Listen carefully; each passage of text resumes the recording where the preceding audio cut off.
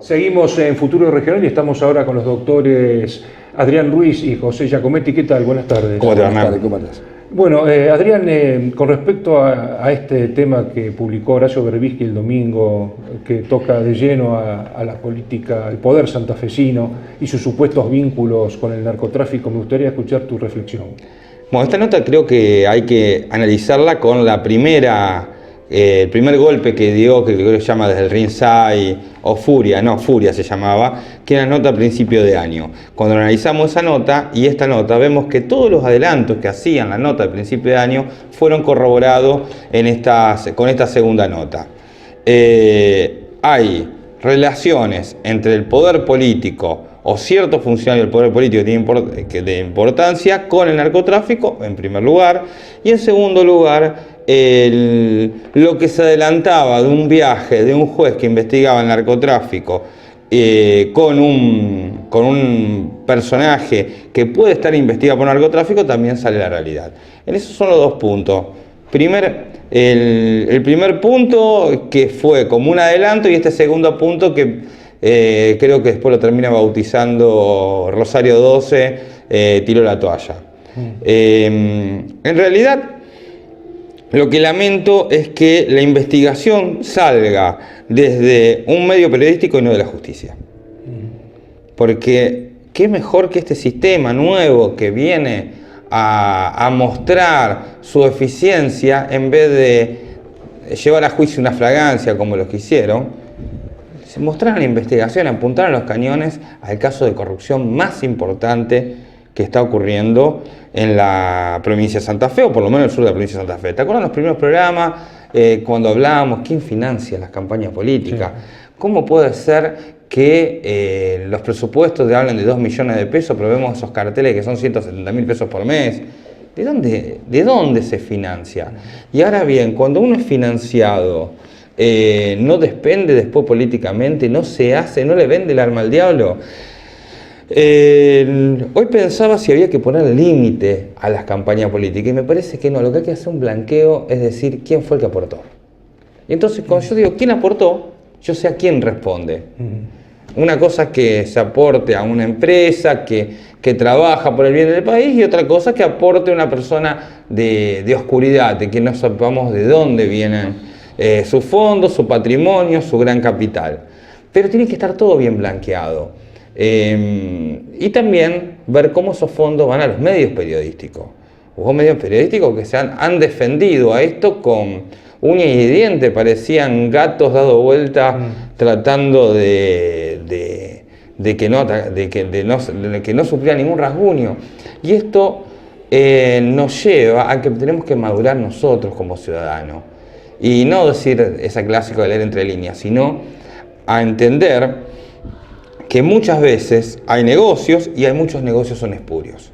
Y ahí es donde nosotros tenemos que apuntar. La justicia penal es lo que necesita combatir, no los negocios, sino los negocios espurios. Clarísimo. José, ¿querés agregar algo? Mira, para agregar algo muy chiquitito, creo que como dijo recién Ruiz y como se puede plantear de todo el grupo, muchas veces cuando conversamos decimos que tenemos que empezar a blanquear las campañas y hacer quizás como hacen otros países del mundo, donde las campañas, hay países muy evolucionados, más que nada en Europa, donde una campaña política para todos son iguales, son tantos minutos de televisión, tantos minutos de radio, y no empezar a hacer partidismo con capitales de grandes capitales que aportan, porque a la larga o a la corta ese capital pide la retribución de lo que aportó en su momento.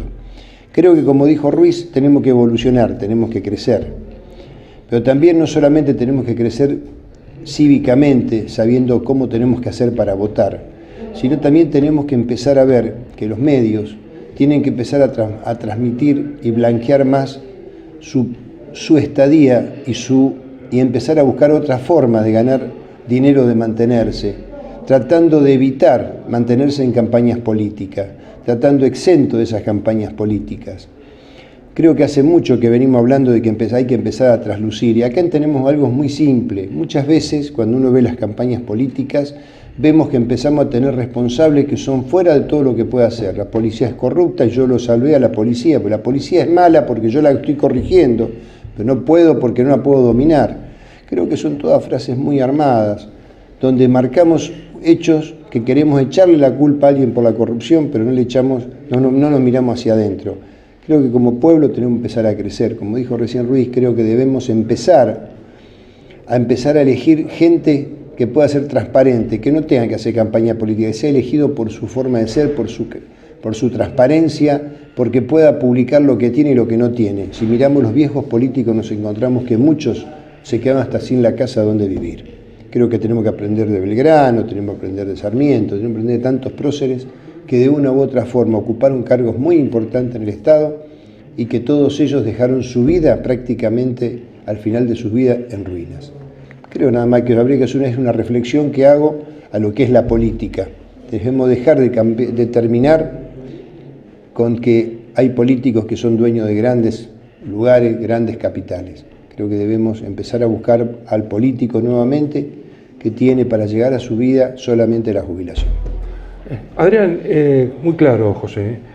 En las últimas horas, en Página 2 apareció publicado un informe sobre prisiones realizado por investigadores del Centro de Estudios Latinoamericanos sobre Inseguridad y Violencia de la Universidad de 3 de Febrero. Se le hizo una encuesta a 1.033 presos ya condenados, hombres y mujeres, de los servicios penitenciarios federal y bonaerense.